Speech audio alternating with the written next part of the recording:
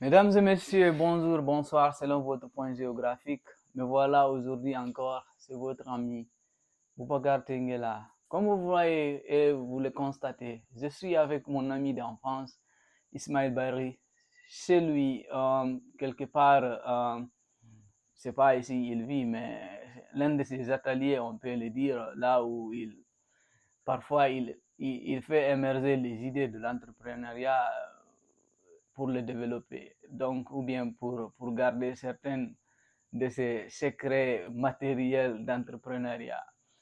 Ismaël Bari est l'ami de mon enfance. Nous avons commencé l'école primaire ensemble, et le collège ensemble. À un niveau, il avait, je ne sais pas si c'est septième ou bien huitième. Passage huitième année, il a sacrifié son circuit scolaire pour venir en aide de l'entreprise familiale, notamment soutenir son papa. Donc, nous allons parler un peu de son parcours. Ne le voyez pas comme ça. C'est pas parce qu'il est ici. C'est un grand entrepreneur. Donc, nous allons essayer tant bien que mal parler de l'actualité, parfois sociale, notamment de la jeunesse. Et nous allons faire le maximum possible pour que vous puissiez vous-même découvrir qui est Ismaël Bari et parfois peut-être découvrir qui est son ami qui est là, Boubacar Tengela. Ismaël Bari, bonsoir. Bonsoir. Ok, peux-tu te présenter à nos aimables téléspectateurs? Je m'appelle Ismaël Bari, Oui, grandi à Télémélé, oui, dans mon ville natale. oui, J'étais là à l'enfance. oui, J'ai fait toute ma jeunesse ici, oui, presque toute ma jeunesse ici. oui, J'étais avec les parents. oui, J'étais là, j'ai étudié ici, oui, commencé l'école à Dara oui, en première année. oui, J'étais là avec mon père, oui, un handicap, oui, qui avait perdu la vie très tôt. très tôt. Ouais.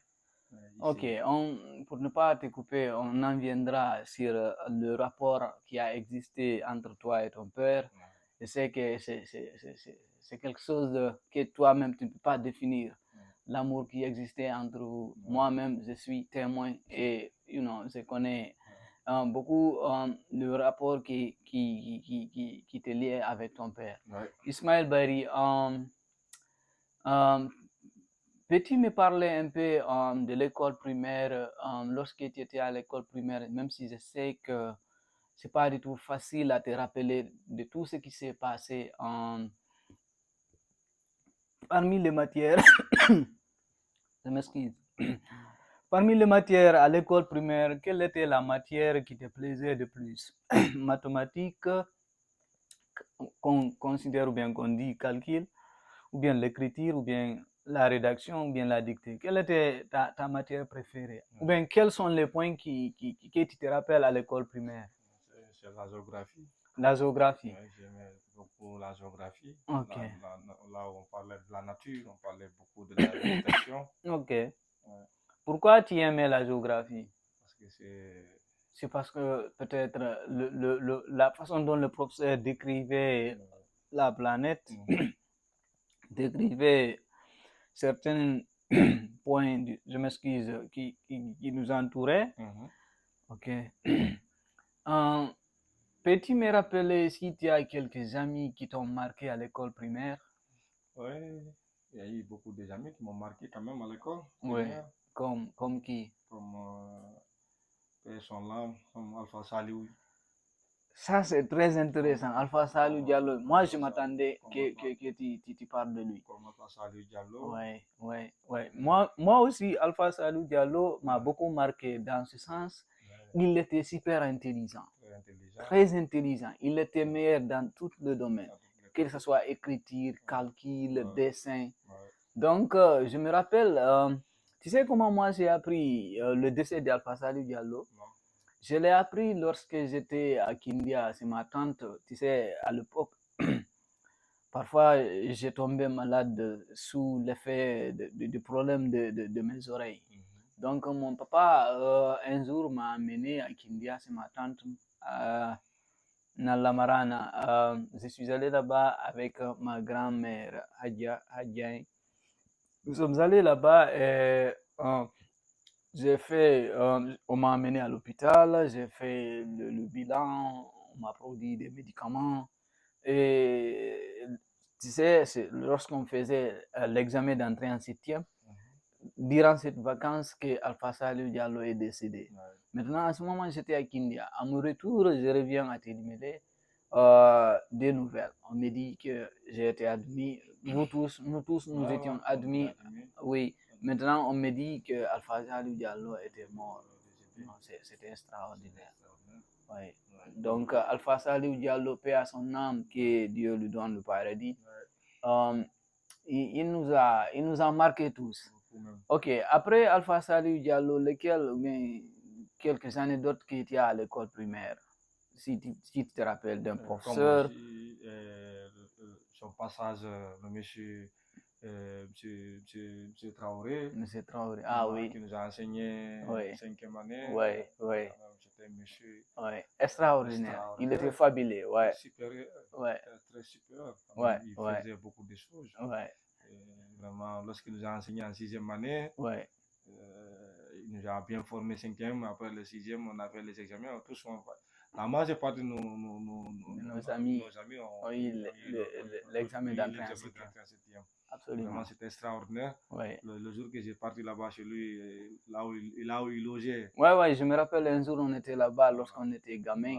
Pour dire, je pense que c'était une fête là. Nous sommes allés pour lui passer une salutation là après la fête. Je me rappelle, sa femme était mal changée d'avoir fini de préparer à notre arrivée. Dès que nous avons arrivé, les enfants, nous sommes innocents. Il nous a servi presque le repas de son mari. On a bouffé et nous avons quitté. Vraiment, c'est des bons souvenirs. Je pense que l'époque là, malgré les difficultés politiques et économiques du pays, nous, on avait une enfance formidable parce qu'il n'y avait pas de téléphone, il n'y avait pas Facebook, il n'y avait pas TikTok. Donc, on était épargné de ce qui s'est passé ailleurs, même si on était misérable. Mais être misérable parmi les misérables n'est pas une malédiction, bien n'est pas un problème. Mais être misérable dans un océan de soi-disant bonheur, c'est là le problème. Donc, nous avons passé une bonne enfance et de très bons souvenirs. Ok, je me rappelle comme les sites d'idées et beaucoup de personnes. Donc, on était ensemble. Un jeune encore, il s'appelle Ablayero. Ablayero. Il était de Tchonchang. Ouais. Nous avons fait l'école primaire ensemble. Ok, maintenant, après l'examen d'entrée en septième, nous sommes allés au collège. On a commencé la 7e année. C'est en 7e année que nous avons commencé de nous voir avec d'autres élèves venus des coins de Télimélé, par exemple de Soinde et de Niabeli, le Loké, tu te rappelles de lui, de Tanou. Je ne sais même pas qu'est-ce qui est devenu Loké. Loké, il était là. Tu l'as vu ici? L'année passée, il était là. Ah bon? On regardait même ensemble. Ah bon, Loké? Loké vit. Ah bon? Il vit. Oui. Loké vit. Tu vois, c'est comme les Tanou, lui aussi, je le voyais souvent ici. Ah bon? Ouais, Tanou. Ça fait longtemps. Il est de Lemba. Ouais, il serait vraiment intéressant de nous reconnecter ensemble sur les réseaux sociaux. Si quelqu'un a l'information concernant particulièrement de Loké, pour l'amour de Dieu, allez-y sur le commentaire, passez même si c'est sa profil, ou bien l'un de ses profils, ou bien même si c'est son numéro personnel, je vais être en contact encore avec Loké, comme beaucoup d'autres amis.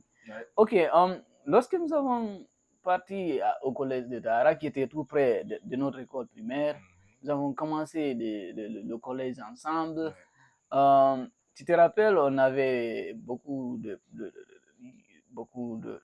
d'amis venus d'autres horizons, bien d'autres écoles primaires. Nous avons fait la 7e année, la 8e année. C'est en ce moment qu'on a commencé de tisser, ou bien de nouer des relations presque à vie. Tu te rappelles avec l'Alphomar Baldé, de Soinde, de Billo et tout. Le PAM de Djouma. Ouais, de paix à son âme, Mamadou Djouma Baldé, le jeune frère de l'ami de mon grand. Mamadou Djouma, qui a perdu sa vie lors d'un accident ici. C'est triste, donc les Alpha Sali ou les Djouma, les Muntaga, qu'on nommait Kao, ici, les décédés très tôt. La vie, c'est un peu triste. Hein? Ok, maintenant, c'est en 8e année qu'il a déserté, je ne peux pas utiliser le terme déserté, c'est en 8e année qu'il a laissé les études. Quelle était la cause qui t'a fait quitter l'école très tôt? Malgré, je sais que tout le monde avait des problèmes en famille liés aux problèmes économiques, voire sociaux du pays. Et je sais que ta famille n'était pas du tout épargnée. Mais je sais que aussi la pression qui était sur toi. Tu étais là à faire un choix entre soit tes études ou bien entre le bonheur familial. Maintenant, tu as quitté l'école. Et tu peux m'expliquer comment cela s'est passé et qu'est-ce qui t'a motivé à prendre cette décision radicale de te sacrifier, de sacrifier tes études à profit de la stabilité économique et financière de la famille? Merci quand même. Ouais. Tout ça, lorsque j'étais là, on a fait un passage 8e année. Oui, oui. J'ai vu l'état de la famille, Oui. l'état de mes parents. Oui. Ça te dérangeait? Ça me dérangeait. Oui, même si tu étais enfant, il faut le rappeler. Ça me dérangeait. Ça te dérangeait personnellement? Oui, oui, oui. Tout ça là, ça m'a beaucoup marqué. Ouais. Je vivais avec mes parents ici, un père handicap. Oui. Ouais, il est à noter quand il dit handicap, son papa, notre oncle Demba, paix à son âme, et il était handicapé, c'est-à-dire il était malvoyant. On peut dire physiquement, mais psychologiquement, c'est un intellectuel. C'est quelqu'un, c'est un homme formidable. Je l'ai connu comme, comme d'autres papas. On venait ici, il est extraordinaire.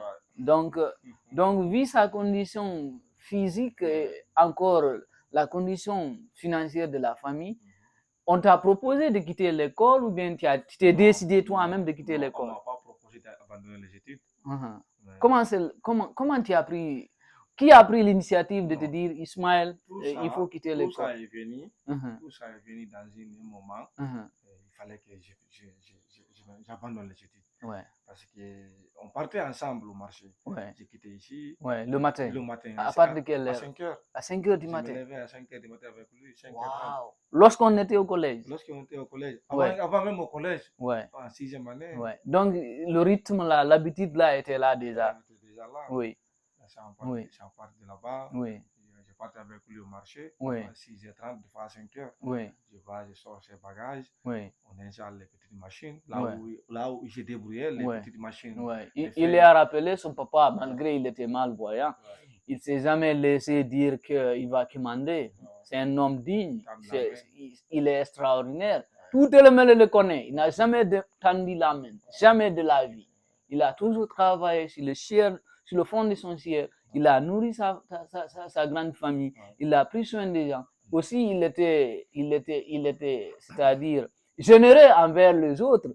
Parfois, des personnes voyantes et qui étaient capables de travailler, mais lui, malgré son handicap, ou bien on peut utiliser handicap comme par exemple comme des limites physiques, il travaillait.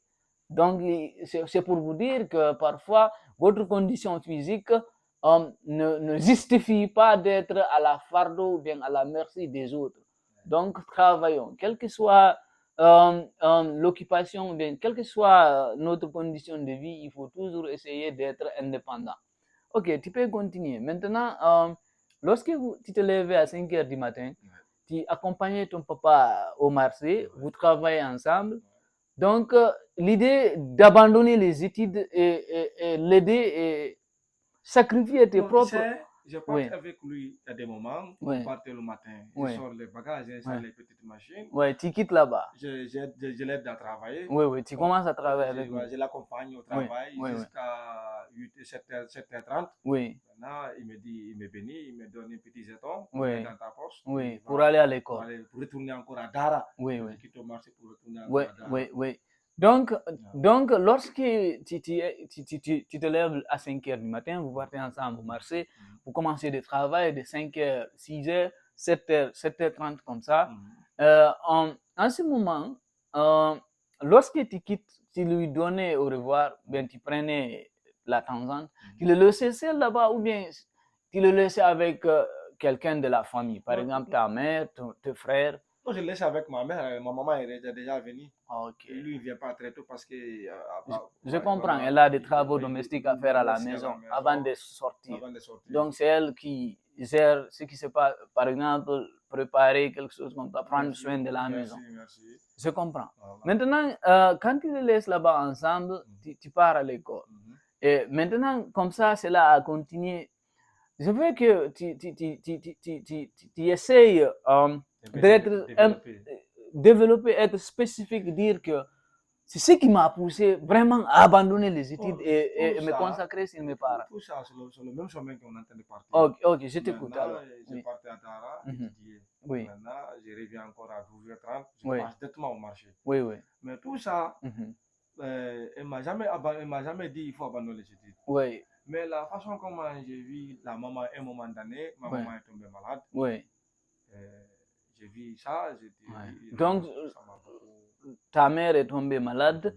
Donc, tu as jugé nécessaire maintenant. Bon, peut-être tu t'es dit, si ma mère tombe malade, donc pour moi, aller laisser mon papa seul au marché, travailler, ça te dérangeait.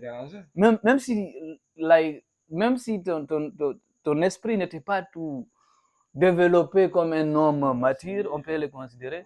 Mais malgré à ton niveau, tu t'es dit, mais c'est pas normal. C'est pas normal. Ok. Je veux dire que ça c'est pas normal. Donc, tu ne peux pas dire c'est seulement cet événement qui a fait. Bon, peut-être le fait que ta mère est tombée malade a contribué à te forcer à te dire que l'école n'est pas pour moi. Non, j'avais dit que lorsque la maman est tombée malade, l'école n'est plus maintenant pour moi. Ouais. J'ai dit il faut que moi j'abandonne les études parce que le monsieur là, le vieux là, monsieur là, il a beaucoup travaillé. Il a beaucoup contribué pour nous. Malgré ses limites physiques, merci. Il s'est sacrifié pour vous. Pour votre honneur, pour votre dignité, pour gagner une vie vraiment normale. Comme tout le monde. Comme tout le monde. J'ai dit je ne dois pas. Il faut, le moment est venu. Donc toi aussi, à ton tour, malgré ton âge, il faudra lui venir en aide. Venir en aide. Ok. Tu vois? Parce qu'il y a des moments là, je partais à l'école. Mais des fois, ça fait une semaine. Des fois, le manquement, le chômage. Parce que tout ça là, il doit être accompagné au marché, là où il travaille. Parce qu'il y avait aucun individu qui a dit auprès de lui pour l'aider. J'ai dit, moi, ça me dérange. Un monsieur comme ça là, il ne doit pas être seul dans son travail. Il doit être accompagné parce qu'il mérite d'être accompagné. Mais le moment là, j'étais j'étais très jeune. Je suis dehors ici, là où je trouve, dehors ici, au côté du bâtiment là. J'ai décidé ce jour-là, j'étais à levier, il faut que j'abandonne les études. Ah bon? Donc tu as été même la personne qui l'a proposé? C'est moi qui l'a proposé, je ne peux pas étudier. Quelle était sa réaction? Non, il était quand même, il n'était pas à l'aise. Ah bon? Oui, il n'était pas à l'aise. Ah bon? Il n'était pas content. Il faut que j'abandonne les études. Et quelle a été sa... C'est-à-dire, qu'est-ce qu'il t'a répondu directement? Oh, il m'a béni ce jour-là. Il dit que Dieu te bénisse. Il m'a béni ce jour-là dehors ici. Ce jour-là, il m'a béni ici. Il m'a dit, il n'y a pas de problème. Il a appelé les autres. Il dit, il faut étudier. Si lui, donc, comme toi, il faut rappeler que tu as deux frères. On ne peut pas donner exactement la structure familiale pour garder un peu l'africanité, l'intimité de la famille. Donc, il a deux frères, il a deux sœurs. Mais il n'est pas l'aîné, il n'est pas le second. Donc, on garde ça. Donc, il s'est décidé lui-même d'abandonner les études. Il est venu auprès de son papa, qui est physiquement limité.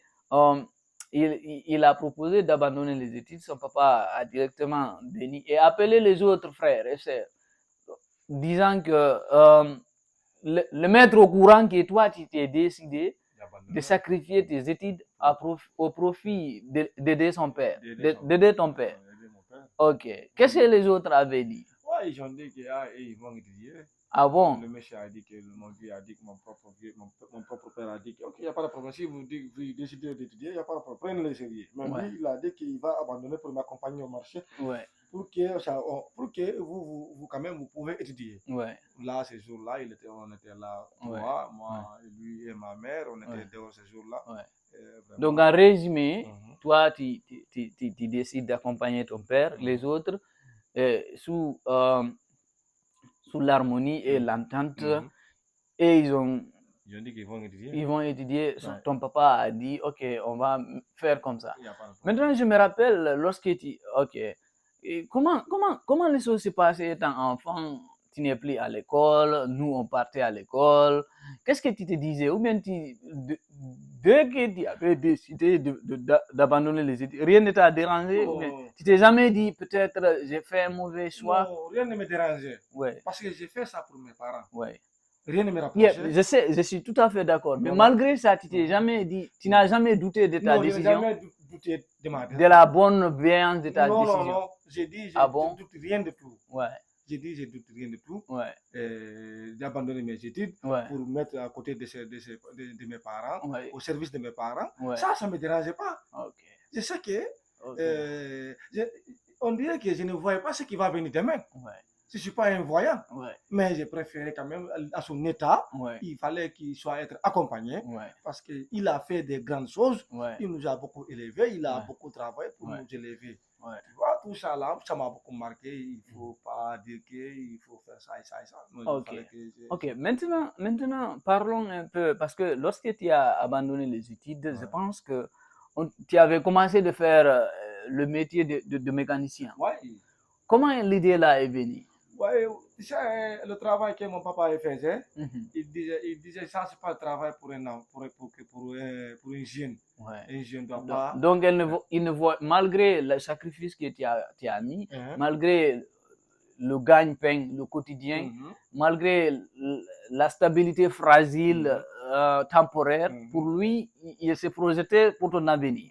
Donc, il était concerné pour ton avenir. Donc, comment l'idée est venue? Qui a été la première personne à te proposer de faire? C'est lui qui m'a proposé de ça. Donc, c'est lui qui a pensé, imaginé. Qui a pensé, il dit ça, c'est pas pour toi.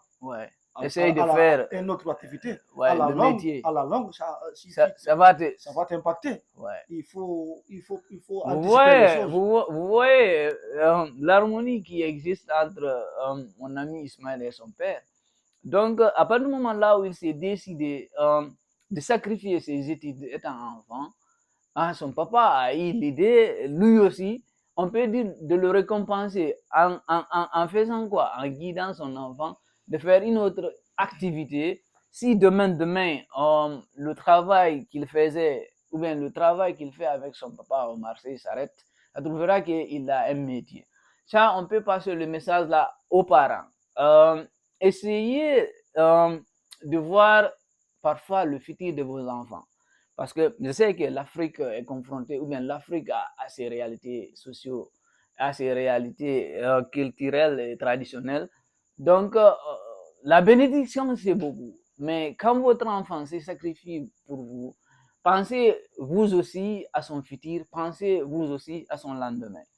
Tu peux continuer, Ismaël. Voilà, il me disait, ça, c'est pas pour toi. À la longue, ça va t'impacter. Tu dois faire un autre métier. C'est en ça qu'il m'a fait un autre calendrier, un autre programme.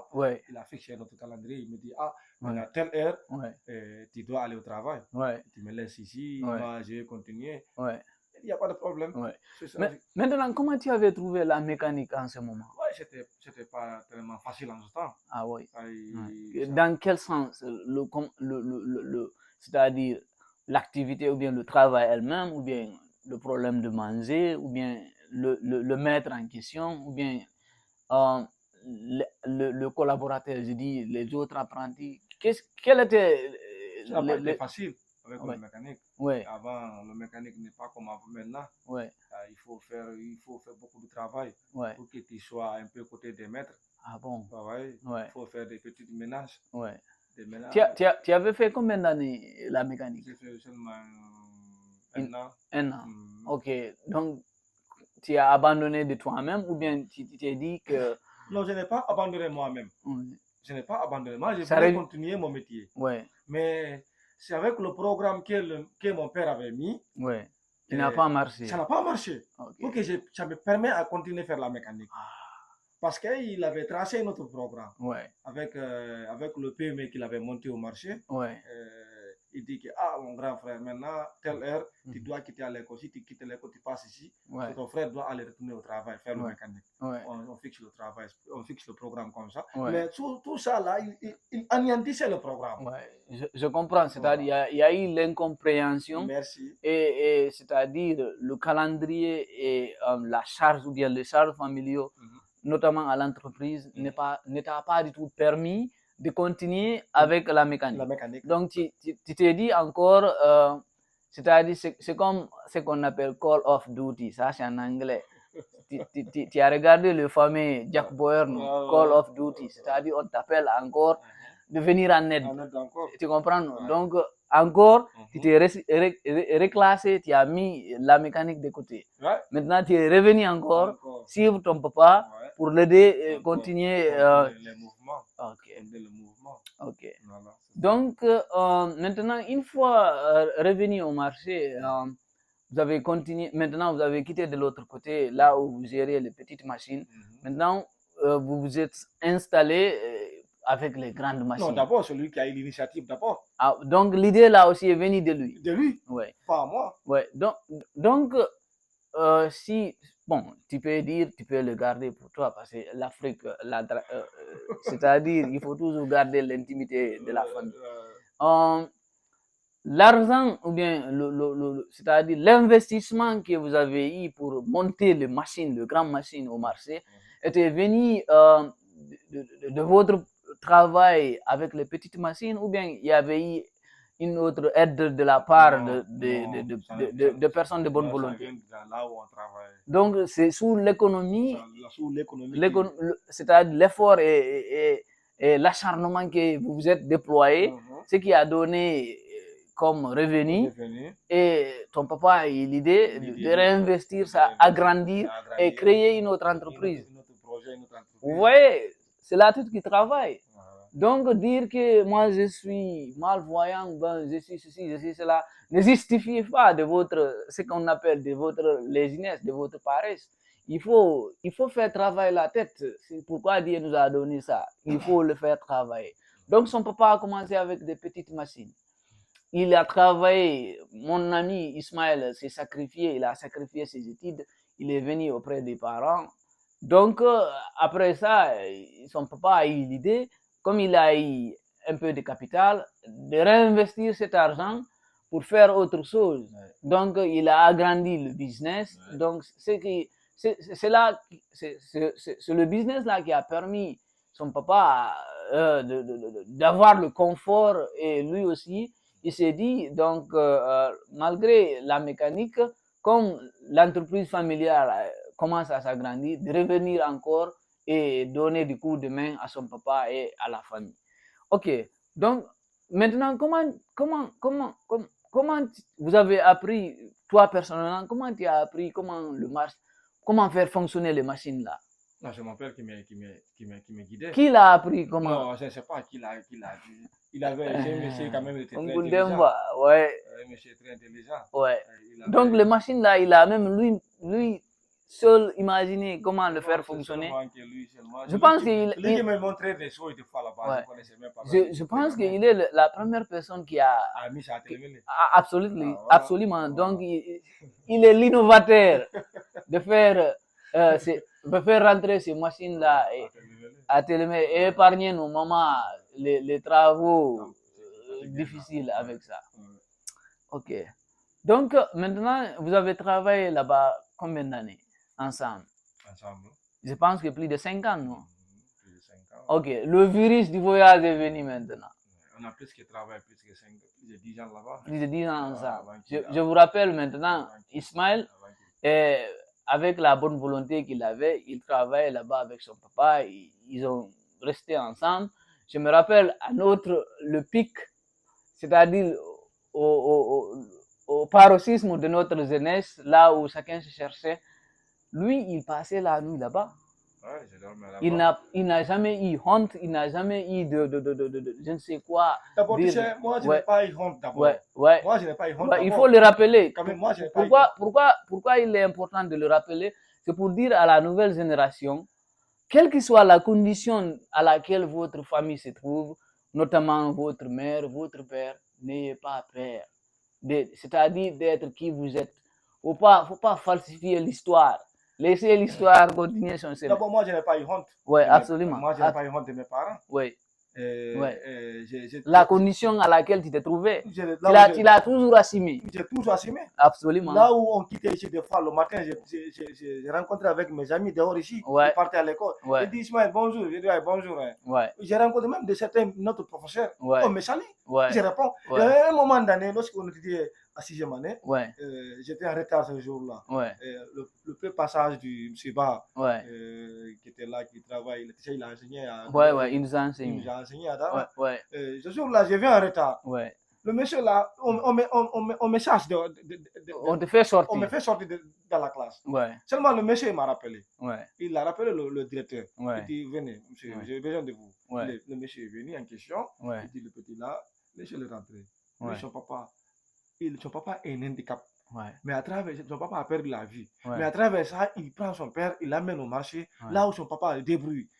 Vraiment, lorsque j'ai rencontré avec Ismaël ce jour-là, j'étais tellement à plat.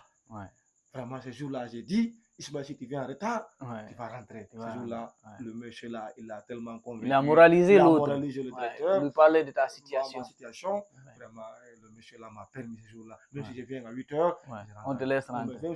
Tu as eu la carte blanche, même si parfois tu... J'ai vu le piste. C'est toujours comme ça. Donc, le privilège, on essaie de les exploiter. Je n'ai pas eu honte quand même de mes parents. Tout le monde me connaît. Moi, j'étais tout côté de mes parents. J'ai vécu avec un papa. Ok, Ismaël, maintenant, tu as fait presque 10 ans avec ton papa au marché. Maintenant, le virus du voyage est venu. Parce que comme tout jeune, maintenant, toi aussi, tu te dis, il faut que tu essayes ailleurs. Tu peux nous parler d'où est-ce qu'est venue cette idée-là? Pourquoi tu as décidé de quitter? Qu'est-ce qui m'a décidé de quitter? À un moment donné, j'ai eu des difficultés ici. J'ai eu des problèmes ici. Donc, c'est quelque chose que je n'attendais même pas. Que c'est à certaines difficultés, ça vient. C'est la vie de l'être humain. C'est la vie de l'être humain. C'est la vie. C'est la vie, quoi. Vraiment, donc, suite à tes problèmes, de cette instabilité, tu t'es dit, il faut que tu quittes, faut que tu changes de chemin. J'ai dit, pour mieux stabiliser le problème là, pour mieux être tranquille, il faut disparaître. Il faut disparaître d'abord. Et il fallait que je disparaisse. J'ai quitté un moment donné ici. Tu es parti où? J'ai parti à Conakry. De Conakry, tu es parti où? J'ai pris le véhicule, j'ai parti à Côte d'Ivoire. J'ai dit, cette fois-ci, je vais partir même jusqu'en Algérie. J'ai arrivé en Côte d'Ivoire, j'ai fait 1 mois, 2 mois en Côte d'Ivoire, j'ai quitté. J'ai parti en Algérie. Ah bon? Je n'ai jamais voyagé. Ah bon? Je ne connais aucune famille de ma famille en Côte d'Ivoire. Ah bon? En Côte d'Ivoire. J'ai descendu en Côte d'Ivoire, je ne connais personne. Ah bon? Ah ouais? J'ai parti. Maintenant, de l'Algérie, tu es parti où? Maintenant, de l'Algérie, on nous a rapatriés en Algérie. Ah, on vous a pris. On nous a ramenés jusqu'à la frontière du Burkina avec le Niger. J'ai rentré ici, j'ai rentré en Côte d'Ivoire. J'ai fait 2 mois en Côte d'Ivoire. J'ai dit, encore? J'ai dit non, en Côte d'Ivoire, ça ne marche plus maintenant. Je ne dois pas rester ici. Maintenant, avec l'état de ma situation, j'ai vu mon parcours n'a pas marché. J'ai dit, je ne peux pas m'éterniser ici. Mon chemin, c'était partir devant. Mais là-bas, ça n'a pas marché. J'ai envie de maintenant de rentrer. J'ai passé Côte d'Ivoire. J'ai fait 2 mois. J'ai eu un peu de transport. Je passe par Libéria. Encore, j'ai dit Libéria. Peut-être ça va mettre la facilité. À Libéria, combien de temps tu as fait là? J'ai fait 8 mois au Libéria. Qu'est-ce que tu faisais comme travail? J'ai fait des petites choses d'activité comme vendeur de produits cosmétiques. Ambulant ou bien? Ah bon? Ambulant, oui. Avec le monsieur qui m'avait hébergé à Morovia, il m'a aidé, celui qui m'a pris en charge. Et ce jour-là, j'ai dit, ah mon vieux, il faut que je fasse une petite activité. Il dit, tu veux vendre? J'ai dit, oui, si tu me donnes l'argent. Il m'a donné un petit sou, il m'a donné une valeur de $100. Ce jour-là, j'étais tellement heureux. Tellement heureux. Maintenant, tu as commencé de faire le business. Petit business. À travers ça que j'ai connu, le business là, c'est un peu là. J'avais rencontré avec un ami libérien, un natif du pays, il faisait le taxi moto. Il m'a donné son moto. là aussi, Dieu est venu au secours. Dieu est venu au secours. Ouais. On ne se connaissait pas, j'ai commencé à travailler, on partage les gains. Jusqu'à un certain moment, j'ai dit je ne travaille plus. Il dit non, il me force maintenant de venir travailler parce qu'il a voulu acheter une moto pour me donner. Un deuxième. J'ai dit non, moi j'ai un programme pour rentrer. Il dit tu rentres, je dis oui, parce que j'ai venu au Libéria, j'ai gagné un privilège. J'ai venu au Libéria, tout ce que mon père me disait, j'ai eu ce privilège-là. J'ai dit il faut que je me retourne pour finir le trajet que j'avais commencé. C'est-à-dire travailler pour ton père, chercher la bénédiction. Toujours parce que j'avais commencé très tôt. J'ai commencé dès ma jeunesse. J'ai dit il faut qu'encore je me retourne en Guinée pour en finir avec le travail que j'avais commencé. C'est-à-dire tu as fini de construire, maintenant il te reste le fenêtre, la maison de la bénédiction. Donc tu t'es dit il faut revenir au pays pour finir, fermer la maison et prendre les clés. Maintenant, continuer ta vie. C'est important de rappeler à la nouvelle génération. Et travailler pour ses parents, c'est équivalent à s'investir à d'autres activités de la vie. Donc la bénédiction, c'est presque le premier clé, ou bien la clé principale de la réussite de tout un homme, de tout être humain. Donc il faut travailler pour ses parents. Vous n'êtes pas obligé, on ne vous demande pas d'être millionnaire pour prendre soin de tes parents, même si parfois nos parents, je sais que combien de fois il est difficile d'être avec eux, ou bien d'être en harmonie, parfois avec leurs exigences. Mais il faut toujours te dire qu'un jour ça va finir. Aujourd'hui, Ismaël est là. Les difficultés, je sais qu'il n'a pas, il n'a pas, c'est-à-dire, il n'a pas sondé, il a beaucoup vécu des difficultés avec son papa. Et donc, mais ça n'a pas été facile. Voilà, c'est le mot même, bien c'est le terme qu'il faut utiliser. Ça n'a pas été facile avec lui et son papa. Je sais, la mienne, combien de fois, parfois, il faut faire des compromis. Même si, notre époque est différente. Donc, il faut toujours se soumettre. Il faut accepter, c'est le mot même. Oui, maintenant, tu es revenu à Télimède. Ok. Non, lorsque j'étais au Libéria, j'appelais mon père. Il m'appelait même. Lorsqu'il a reçu mon numéro. Quelque chose à noter aussi. Voilà. Malgré la trajectoire qu'il a pris, il était toujours en contact permanent avec son père. Donc, il ne faut pas fermer les liens ou bien le pont avec votre famille. Je sais que la nouvelle génération d'aujourd'hui, il y a beaucoup qui se cherchent ailleurs, qui se disent que faut que je coupe les relations, faut que je reste dans mon coin. Donc, pour l'amour de Dieu, il faut toujours être en contact permanent avec ses parents. Donc, il est très intéressant, il est très, très important, même si les simples communications que vous faites avec eux, c'est-à-dire ça les nourrit, ça sent le vide que vous avez laissé derrière. Ok. Maintenant, tu parlais avec lui. Oui, j'ai communiqué avec lui. Oui. Il me dit, tu es au Libéria, j'ai dit, je suis au Libéria. Ouais. J'ai dit, mais j'ai envie de rentrer. Ouais. Il dit, tu as envie de rentrer. Il dit, il faut revenir. Ouais. Je suis là. Oui, c'est toi. Tu n'as pas fait du mal, tu n'as fait tort à personne. Oui. Il faut revenir. Oui. Donc, c'est là aussi, tu as motivé de revenir. Okay. Il me rappelait les dimanches. Ouais. Dimanche soir, chaque dimanche, il me rappelait pour me demander quelle est ta décision. Si ma santé est bonne. Parce qu'il me dit. S'enquérir de ta situation. Merci. Tout ça là, chaque dimanche, chaque week-end, il me rappelle au téléphone, il me demandait si ça va. Il dit oui, ça va. Il dit ok. Il dit quand il va revenir, il dit bientôt je vais partir. Il dit pas de problème. C'est pour ça que j'ai pris ma tangente. J'ai fait 8 mois, la fin d'année que 2000.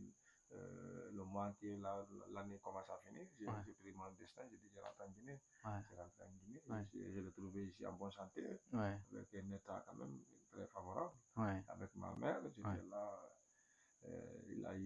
Il m'a beaucoup parlé des difficultés lui aussi qu'il a mené à mon absence. C'est le vécu quoi, à ton absence, le vide et le problème. Merci, les difficultés des fois avec les personnes, avec les associés. Tout ça. Maintenant, ok. Maintenant tu es revenu. Vous avez recommencé le travail. Ok. Maintenant, tu as continué d'accepter les choses. Tu as continué le même parcours. Le même parcours. Ok. Voilà. Maintenant, on va parler pour ne pas être trop long. On va parler sur des choses, deux points très importants. On va parler de votre séparation, qui est très difficile, très douloureuse. Après, tu vas nous parler de l'idée bien de l'initiative qui a été lancée, les différentes entreprises que tu as c'est-à-dire tu as créé et les difficultés rencontrées et en plus tes perspectives. Maintenant, on va clôturer pour aujourd'hui. Maintenant, tu peux nous parler, mais de façon superficielle. Tu n'es pas obligé de donner tous les détails. Sa première fois de tomber malade, comment les choses se sont passées? Ouais, les choses. Lorsqu'il est tombé malade ici, d'abord, ce n'est pas la première fois. Chaque fois, il est tombé malade. J'étais là au secours. J'ai fait son transport. Après, il rentre à Conakry. Pour les soins. Pour les soins. Je prends tous mes choses ici. Tous les problèmes de son maladie. Je prends ça au sérieux ici. J'envoie l'argent. Pour sa première fois d'être à Conakry, il avait resté combien de temps là-bas? Il a fait 2 semaines. 2 semaines. Après, il est revenu. Il est revenu encore. Ok. Vous avez resté combien de temps avant qu'il ne retombe encore malade? Plus d'une année. Hein? Une année. Donc pour toi, la maladie était déjà à côté maintenant. Oui, j'étais à côté. Maintenant, un beau matin, la maladie est revenue. La maladie est revenue. Le jour où son maladie l'a récupéré ici, c'était le paludisme. Il me disait que, donc, c'est-à-dire l'origine de son décès, c'était le palu qui s'est manifesté. Il s'est manifesté. Un bon matin, il me dit que je viens de s'allier là-bas le matin. Je ne pars pas quelque part sans s'allier d'abord. Quelque chose de très intéressant, très important. Avant qu'il ne parte au marché, il est annoté, il travaille au marché. Mais à chaque matin, lorsqu'il se lève, la première des choses qu'il fait après la prière, ou bien parfois avant la prière, parce que, parfois il se levait très tôt, il part d'abord s'enquérir des nouvelles ou bien des informations sur son papa, y compris sur sa mère. Donc, il part, il écoute, il s'allie, il demande comment il a passé la nuit, comment il est. Quelque chose de très important, très élémentaire.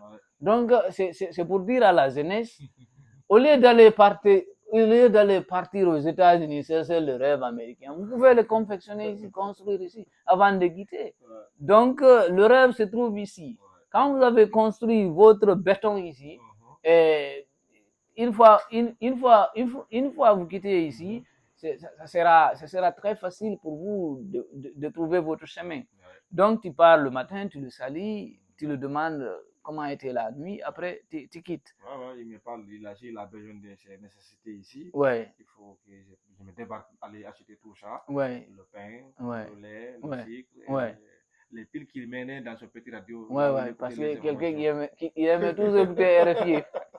Le papa aimait tellement les informations. Je ne sais pas, peut-être, je ne sais pas, peut-être il pensait un jour on allait nommer son fils le futur président ou on ne sait pas, tout est possible. Ok, maintenant. Tu es parti lui demander comment il a passé la nuit. Il me dit aujourd'hui, je suis un peu malade là. Il dit le palu là, mais commence à me mélanger là. Il dit, il faut aller chez Amadou Bailo, le vendeur de médicaments là, le pharmacien là, je souffre du palu, il me donne les médicaments. Il dit, ok, je pars là-bas, je vois le monsieur, j'achète le médicament avec lui, et je donne un taxi motard qui envoie les médicaments ici. Ce jour-là même encore, j'étais allé acheter un bon kilo de viande. Parce qu'il me dit il est malade. J'ai dit il faut quand même avoir une bonne sauce. J'étais allé acheter 1 kilo de viande. J'ai envoyé donner un taxi moto avec les sauces, tous les condiments. J'ai envoyé ici. Ça a donné ma mère ici. Ma maman était là, à côté ici. Vraiment, les 2 jours, c'était un vendredi. Il me dit aujourd'hui, je ne sens pas bien. Encore. Je reviens du marché. Lorsque j'étais au marché, j'appelais mon père le matin. Il dit, ça va un peu. J'ai dit, ok. Ça m'a un peu stabilisé. Parce que j'étais au travail, ça m'a un peu stabilisé. Parce que je connais là où je l'ai laissé. Avec quel état tu l'as laissé? L'état que je l'avais laissé. Tu étais un peu préoccupé, quoi. J'étais un peu préoccupé. Mais tu sais, moi, mes parents, j'avais beaucoup d'amour pour eux. J'avais beaucoup de sympathie pour eux, quoi. Parce qu'il m'a beaucoup donné. Il a beaucoup donné. À son état, il a beaucoup fait. Quand même, il faut être reconnaissant. vraiment, j'étais revenu ce jour-là très tôt, du marché au travail, j'ai revenu très tôt. Et pourtant, lorsque j'ai revenu, j'étais à pied, je n'ai pas pris moto, j'étais à pied, je reviens ici à la maison. En ce temps que mon papa a demandé à ma mère, est-ce que j'ai rentré? Ma maman a dit, ah, voilà, lui, il est là, il est déjà arrivé ici. Vraiment, il me dit, j'ai allé le trouver dans sa chambre, je l'ai salué, il me dit, ça va, mais ça ne va pas tellement. J'ai dit, ah, il dit, il faut m'aider à avoir du Lipton là. J'ai un verre de Lipton, je prends le Lipton, je mélange avec du sucre. Il me dit, il faut prendre mon main. Je lui pris son main dans le lit, sa main, voilà. Je le fais lever, je le fais lever. Il dit, voilà le tas. Il dit, non, je ne peux pas boire à l'air le café, puisque ma main est en train de trembler. Il dit, ah, okay. Il dit, il faut me donner le café. J'ai pris le tas, je vais commencer à le faire gorger le tas, jusqu'à la tasse est finie. Il me dit, ok, laisse-moi coucher. Il dit, ok. À minuit, à ce heure, ma maman me dérange, ma maman me tape la porte. Il me dit, ah, ton père là, il est gravement malade, il faut revenir. Je reviens encore, j'étais là, j'ai parti le voir là-bas. Il me dit, ah, il faut l'évacuer à l'hôpital. Il y avait des motos ici. Le moment était venu. On peut pas, le destin, si le destin est venu, on ne peut pas le sauver. Si ce n'est le soir des matins, c'est le matin d'un surtoit. Voilà. Non, il y a quelqu'un qui disait, si ce n'est le soir d'un matin, c'est le matin d'un soir qui se trouve sur le territoire de la vérité. Tout finit par finir. Moi, je prends les motos, j'allume, l'autre ne s'allume pas, je prends l'autre, ça me crée des difficultés.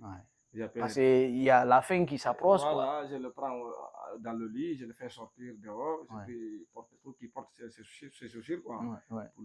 En ce moment, il était en vie. Oui, en ce temps, il était en vie. Mais il était un peu lourd, quoi. Il était un peu lourd. Ma maman, avec son état, il ne peut pas m'aider. J'étais seul avec le vieux, mon père ici. Je fais sortir dehors ici. Des difficultés là où j'ai allumé le moto, là.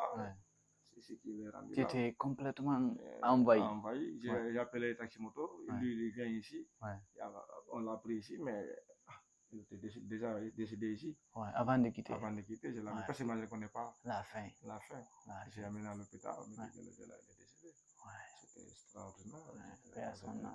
Son âme. Mais c'était un moment, c'était tellement... Non, je comprends le chagrin.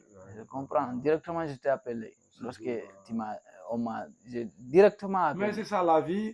C'est ça la vie. Non, nous tous nous attendons à ça.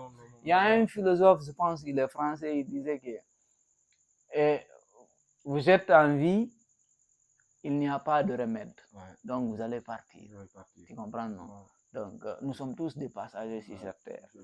Donc heureusement, tu as fait le deuil, c'est parti, on l'a enterré à Balia. Lorsque je suis venu ici, nous sommes allés le visiter et lui passer notre bénédiction. Et prier Dieu pour lui, pour le donner, pour qu'il le donne le miséricorde et le paradis. Que Dieu le fasse. Amen.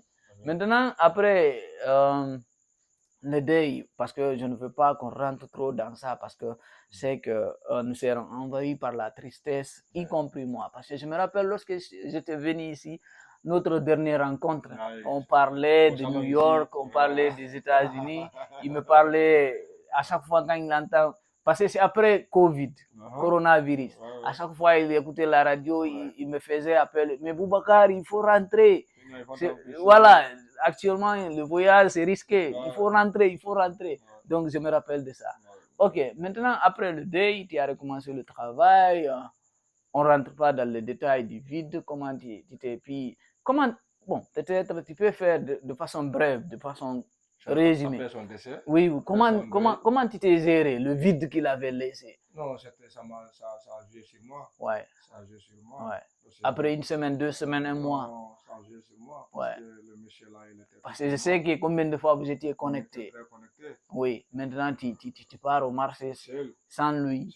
Tu reviens sans le trouver à la maison. Ça m'a beaucoup bouleversé. Donc, c'est à la jeunesse que je m'adresse. Il faut prendre soin de ses parents. Ismaël, aujourd'hui, quoi qu'il fasse, il ne peut que donner sacrifice pour son papa. Il ne peut plus rien faire maintenant comme il le faisait lorsqu'il était en vie. Donc, il a maintenant, heureusement, sa mère à côté de lui. Donc, à vous les jeunes, à la jeunesse, essayons tant bien que mal prendre soin de nos parents. C'est pour un temps. Il faut accepter de te soumettre.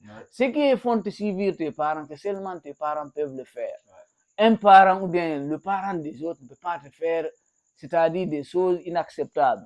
Avec ton papa, c'est pour un temps. Avec ta mère, c'est pour un temps. Donc, il faut prendre soin d'elle. Il faut prendre soin d'eux. C'est pour un temps.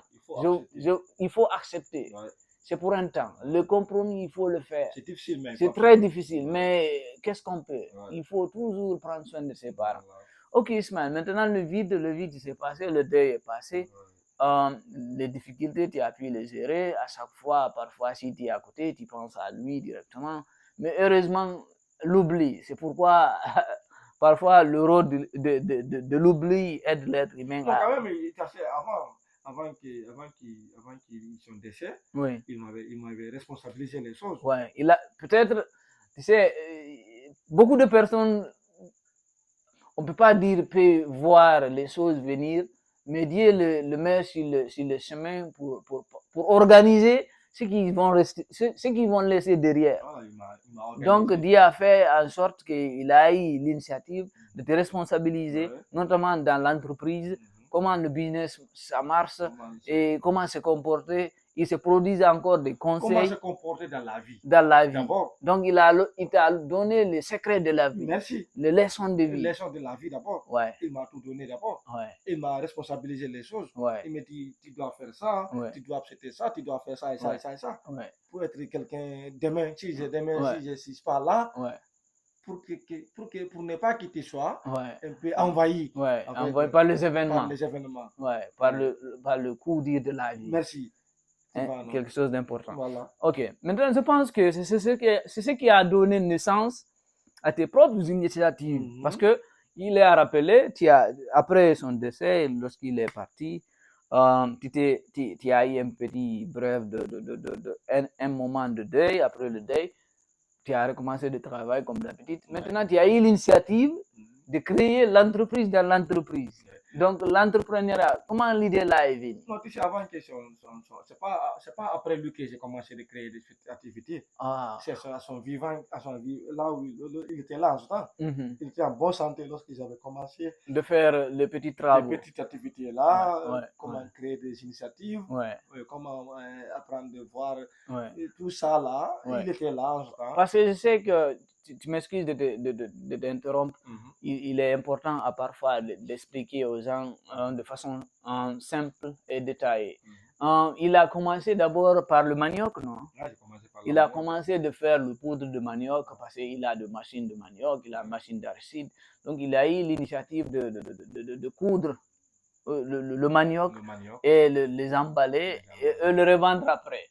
Maintenant, après le manioc est venue l'idée des arachides, ou bien c'est avant le manioc?